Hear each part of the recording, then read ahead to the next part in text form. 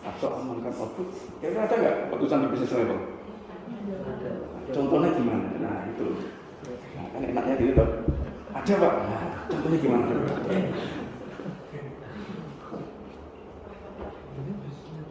Misalkan gini deh, perusahaan yang beroperasi di single industry, ada nggak contohnya? Sebagai contoh, dia cuma punya satu aja. PLN. Nah, misalkan PLN deh.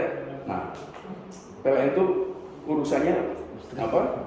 Untuk distribusi strom tuh. Oke. Nah, kemudian untuk supply-nya dari Indonesia Power. Itu kan pecahan dari PLN, tapi bukan PLN loh ya. PLN urusannya untuk elektrifikasi. Oke. Urusannya distribusi top saja. Itu amanah dari IMF tahun 1998. Kira-kira seperti itu. Nah, permasalahannya adalah kalau misalkan PLN seperti itu, nah sekarang dia itu untuk mengamankan inputnya, apakah dia harus beli Indonesia Power?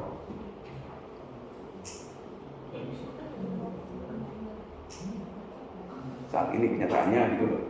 Enggak, itu perusahaan beda. Indonesia Power yang punya Palton. Apalagi itu? Macam-macam tuh. Nah, yang ada adalah cuma off-take agreement. Off-take agreement itu adalah lu bikin berapapun tak makan. Nah, karena off-take agreement itulah makanya sekarang PLN itu kelebihan pasokan. Oleh karena itulah, marilah kita menggunakan listrik sebanyak mungkin. Diekspor aja Pak. Nah, ekspor listrik. Masalahnya ekspor listrik itu medianya pakai apa tuh? Baterai. Nggak tahu Pak. Macam-macam loh. Kalau misalkan kita bertetanggaan misalkan dengan Belarus atau Ukraina, oke kita bisa supply ke sana gitu loh. Pakai kabel bisa gitu. Tapi listrik kan nggak bisa dikapalin loh. Iya, gitu. Masalahnya begitu kita bakar itu apa? Batu bara, kita bakar apa? Minyak, pasti menghasilkan listrik dan itu tidak bisa disimpan listrik itu. Bubar seperti itu. Nah, dari sini kita bisa melihat apakah kalau misalkan kita lihat di kasus ini, kasus PLN, ada isu integrasi di situ? Tidak ada. Nah, sekarang ambil contoh yang lain, yang perusahaan memiliki satu single basis, ada nggak? PDAM deh. Nah itu tuh, PDAM itu kerjaannya apa ini? Ya, dot sama nasi air. Oke. Kira-kira ada nggak dia untuk mengamankan input dan mengamankan outputnya, dia beli satu perusahaan lain gitu? Kayaknya dalam sejarah PDAM seluruh Indonesia nggak ada deh. Nggak mungkin. Kepikiran nggak? Misalkan sekarang mau diversifikasi, kemudian siapa PDAM mengakuisisi Aqua gitu. Norak banget loh. Misalkan Palija di Jakarta deh, kemudian mengakuisisi Aqua atau Club gitu. Nggak ada itu dalam sejarahnya. Jadi bisa jadi obrolan ini nggak ada di sini, di lapangan loh ya. Oke. Tetapi kalau misalkan kita bicara di corporate level, bisa jadi itu akan terjadi di sini untuk integrasi. Oke, contohnya apa? Cukup banyak contohnya Bapak dan Ibu. Gitu loh. Misalkan satu perusahaan makanan, manufaktur makanan, oke, dia ambil misalkan untuk untuk fast food chain restoran gitu loh. Maka dia mengamankan apa yang disebut sebagai outputnya gitu. Itu yang disebut sebagai integrasi juga gitu loh. Cuma namanya integrasi apa? Ada di sini? Vertikal. Satu vertikal apa? Vertikal juga? Beta backward. Makanya kalau masalah istilah itu saya serahkan aja kerja agamnya. Cuma kita melihat esensinya. Kalau integrasi itu pasti mengamankan input atau mengamankan outputnya gitu loh. Yang satu backward, satu forward integration. Kalau mengamankan output kita melakukan forward integration seperti itu dan seterusnya. Nah sekarang kalau untuk urusan diversifikasi gimana itu Bapak dan Ibu? Diversifikasi itu bisa unrelated atau unrelated. Itu urusannya kalau Bapak dan Ibu cek di figur 86 di situ. Urusannya apakah targetnya itu memiliki hubungan dengan bisnis kita saat ini gitu. Unrelated atau related domain istilahnya gitu. Nah kalau misalkan di sini apakah diversifikasi kita omongkan di functional level? Enggak. Oke. Business level enggak juga. Ini akan kita omongkan di corporate level dan global expansion halaman 247 kalau nggak salah. Ini juga 247. Oke, ini halaman 253 kan. Ingat saya loh ya. Maafkan saya kalau salah, kira-kira kayak gitu. Nah dari sini peta ini Bapak dan Ibu bisa bedah. Kira-kira kasus Carey Clough itu isunya ada di mana tuh? Itu next level analisisnya kayak gitu. Tapi kalau kita buka awal itu apa yang kita lihat dari teks clarity.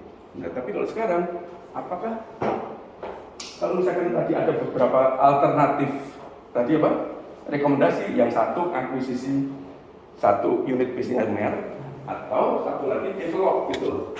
Nah sekarang kita coba satu-satu. Nah ini mana yang memberikan apa yang disebut sebagai penciptaan nilai, value creation-nya untuk si Carey Clough tadi. Apakah misalkan kita bikin sendiri, berarti kita main di sini, kita sasar di mana? Kalau misalkan fokus, berarti kita main di mana? Atau misalkan kalau misalkan kita hanya memperbaiki urusan structure, berarti yang belum beres yang mana gitu loh. Dan seterusnya. Ini istilahnya seperti Bapak dan Ibu lihat di sini, indikasinya bahwa ketika kita memutuskan sesuatu, bagaimana rentetan akibatnya terhadap keputusan atau isu yang lain. 1, 4, dan seterusnya dan seterusnya. Cara menganalisisnya gitu kira-kira Bapak dan Ibu. Nah, agak beda loh. Nah, itu minggu depan kira-kira seperti itu kalau ngomongin kasus gitu.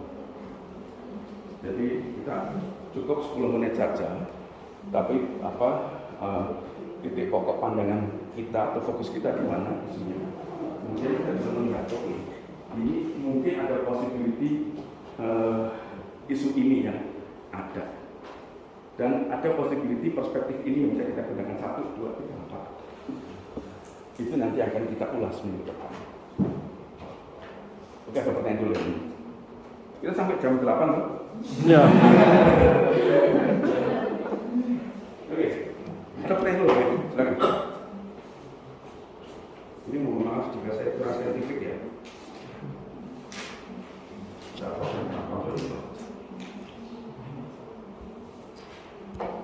Ada lagi?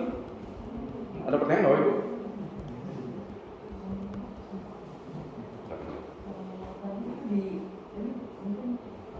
Saya minta mungkin dari Bapak ada pencerahan tadi atas slide-nya Mbak Ful tadi disampaikan itu Pak, membahas tentang conglomerate structure itu Pak. Conglomerate structure itu dikatakan setiap bisnis ditempatkan di divisi mandiri, tidak ada kontak antar divisi. Itu maksudnya seperti apa Pak? Apakah sebuah bisnis itu memungkinkan tidak adanya interaksi antar divisi? Oh gitu, terus nggak ngomong tim gimana? Kalau dibuka itu. Gini, konsep konglomerasi itu gini loh, idenya gini.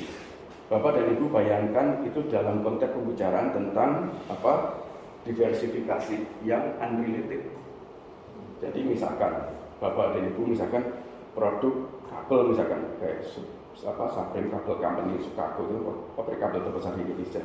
Misalkan Sukako beli misalkan franchise-nya restoran sederhana, kemudian satu lagi misalkan beli kelompoknya hotel chain-nya Eker di Indonesia gitu.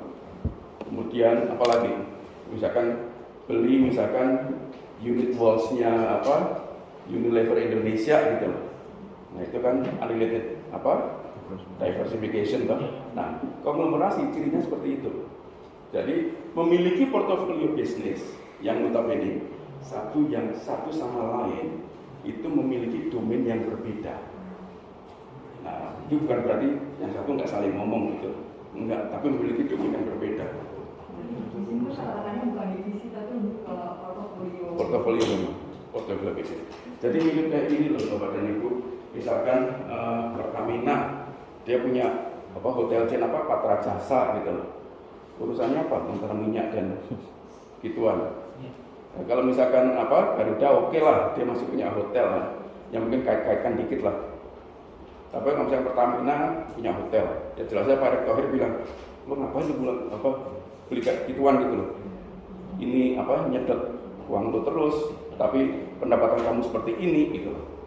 Udah lepasin spin off yang terjadi. Gitu ya Bu. Bagus tuh. Ada lagi? Ada lagi? Ya silakan Bu.